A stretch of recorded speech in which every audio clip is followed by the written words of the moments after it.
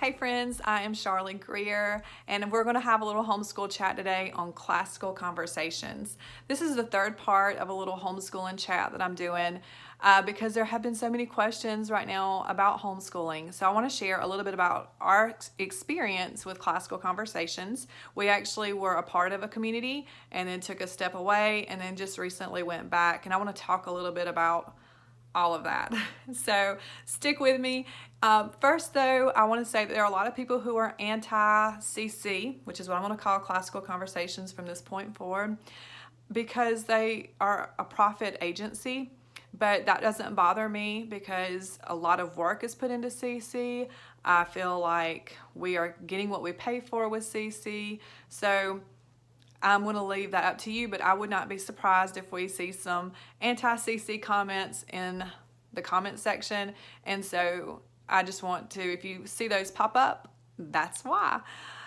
So when we were homeschooling Presley and as a kindergartner, I talked about in the previous video that we had picked out all of this curriculum. And when CC was brought up to us by someone, it sounded amazing, but I went into it thinking of it as more of an activity than a curriculum. And so right off the bat, I want to say CC is a curriculum, absolutely. You do have to add in your own reading and your own math to make sure that they're learning reading and math skills, but it totally covers your science and your history.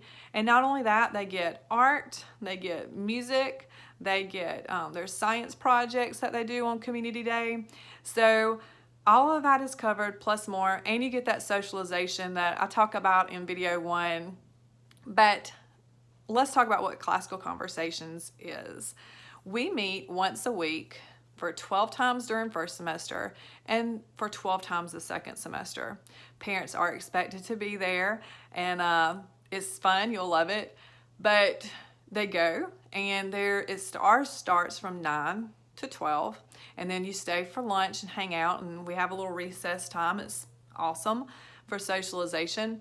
But you have little memory verses or memory sentences, they call them pegs, that they learn, and they start at age 4, and it's sort of sing-songy type things sometimes, or just learning pronouns and verbs, and then you practice at home. And so there might be a history sentence about Christopher Columbus that week that they're supposed to learn. It's just a sentence or two. And then when you go home, you may learn about Christopher Columbus. You may learn about the ships. You get to choose sort of what you want to delve deeper into.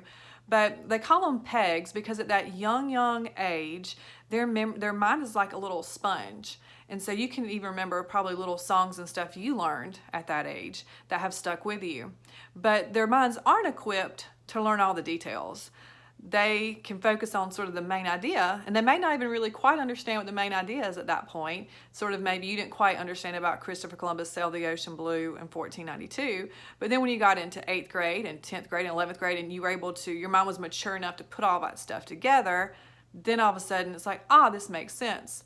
Another thing I love is that they have a timeline song that these kids memorize, and it is a timeline of all the major events from the beginning of time all the way to current events. And again, they may not understand what the American Civil War is, but when they get older and they start to understand chronological events, it all makes more sense to them. So that's sort of what CC is in a nutshell. There's so much more to it, but that's all I feel like I can explain it and not get overwhelming. So you may say, well, Charlie, why did you step away then if it was so awesome? Well, after doing it for 3 years, we were doing that, and we had started doing a curriculum called My Father's World. And I was also just had baby number 4, and we were moving, and we were building a house, and it was just a stressful time. And so I felt so overwhelmed, and I thought, I just need to stay at home and do school at home. We're going to stick with My Father's World. We did that for 2 or 3 years, and it was during one of those days that I was reading a whole bunch of text out loud with all these details, and my kids' eyes were just glazing over, and I could tell that they were not absorbing any of it, not a bit. And then that's all of a sudden when CC clicked for me, and I thought the idea of them getting these little nuggets of information and memorizing it and then maybe delving and learning more about things that they're really interested in, but that's all that their minds were really capable of.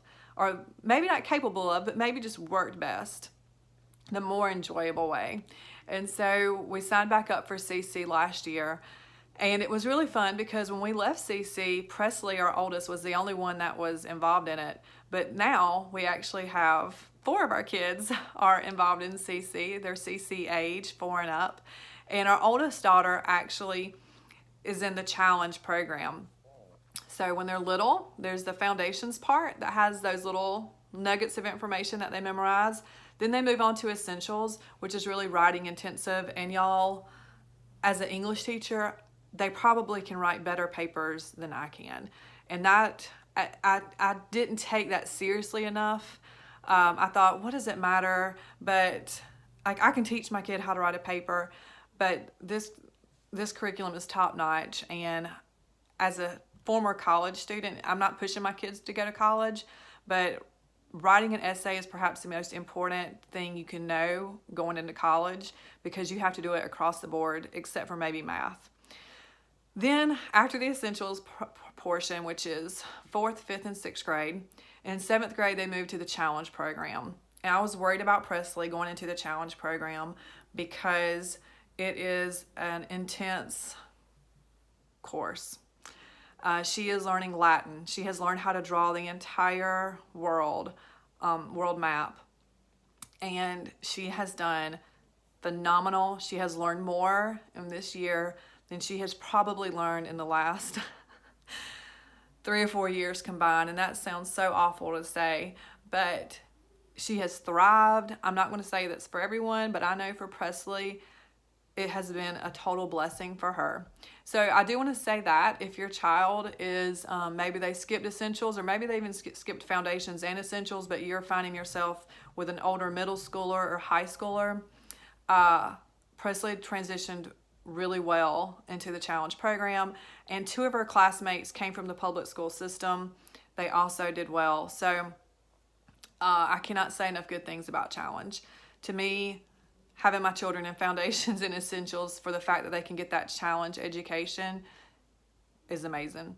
So I feel like that's all I can really say without being overwhelming about CC. I'm always happy to answer questions, so feel free to reach out to me.